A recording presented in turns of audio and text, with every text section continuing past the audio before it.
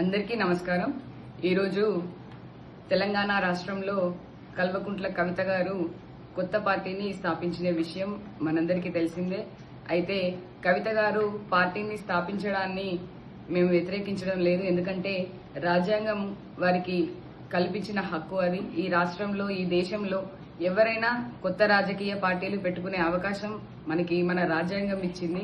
అయితే వారు రాజకీయ పార్టీని కేవలం బీఆర్ఎస్ పార్టీకి వ్యతిరేకంగానే కేసీఆర్ గారిని ఓడించడానికే పెట్టినట్టుగా అనిపిస్తా ఉంది వారి ప్రసంగాన్ని వింటా ఉంటే.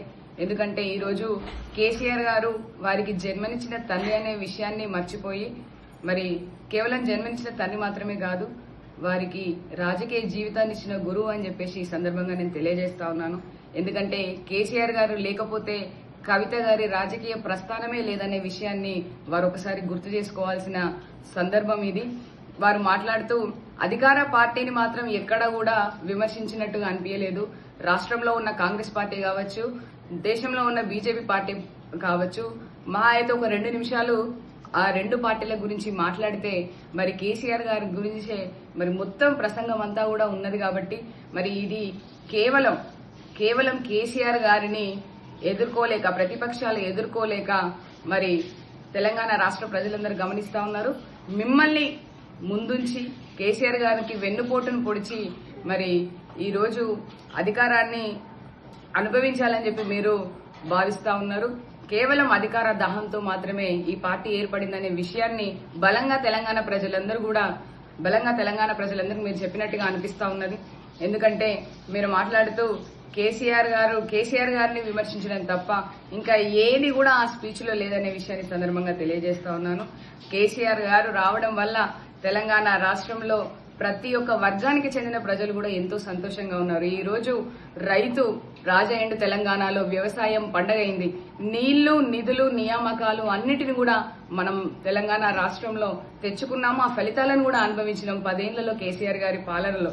కానీ ఈ రోజు రాష్ట్రంలో ఒక దుర్మార్గుడి పాలన నడుస్తా ఉన్నది.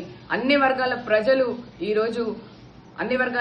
రోజు బాధపడతా ఉన్నారు. మరి మీరు వారి గురించి మాట్లాడకుండా ఈ రోజు కేవలం కేసీఆర్ గారిని విమర్శించడానికి మీ వ్యక్తిగత కారణాలతో ఏర్పడినటువంటి ఈ పార్టీ ఎప్పటికి కూడా నిలవదనే విషయాన్ని సందర్భంగా తెలియజేస్తున్నాను. ఎందుకంటే ఈ రాష్ట్రంలో చాలా మంది కొత్త పార్టీలు స్థాపించారు. అందులో కోదండరామ్ గారు ఉన్నారు, విజయశాంతి గారు ఉన్నారు, అలాగే దేవేందర్ గౌడ్ గారు ఉన్నారు, జనార్దన్ రెడ్డి గారు ఉన్నారు.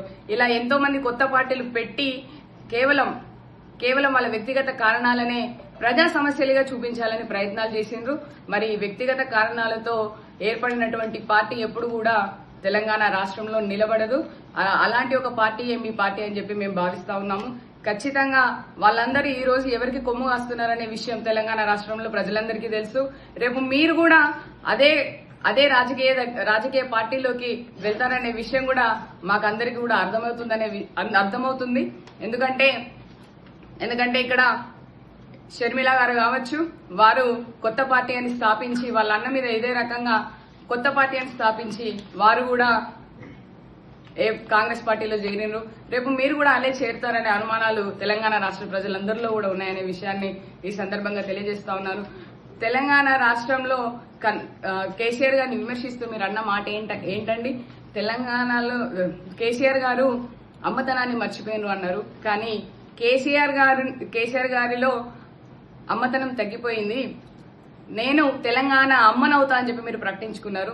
మీరు తెలంగాణకి అమ్మ అవుతారో లేదో విషయాన్ని పక్కన పెడితే తెలంగాణ రాష్ట్రంలో ప్రతి ఒక్క బిడ్డ మిమ్మల్ని అక్కగా గౌరవించారంటే దానికి కారణం కేవలం కేసీఆర్ గారు అనే విషయాన్ని మీరు మర్చిపోవద్దు. తెలంగాణ రాష్ట్ర ప్రజలందరికీ కేసీఆర్ గారు ఎప్పుడూ కూడా తెలంగాణ రాష్ట్రం తీసుకొచ్చిన కన్న తండ్రే. మేమందరం కూడా కేసీఆర్ గారి కన్న బిడ్డల్లాగానే ఎప్పటికీ కంటికి రెప్పలా కాపాడుకుంటాము. కన్న బిడ్డ మోసం చేసి వెళ్ళిపోయినా కూడా మేమందరం కూడా కేసీఆర్ గారికి ఎప్పుడు కూడా అండగా ఉంటామనే విషయాన్ని సందర్భంగా తెలియజేస్తా ఉన్నాను.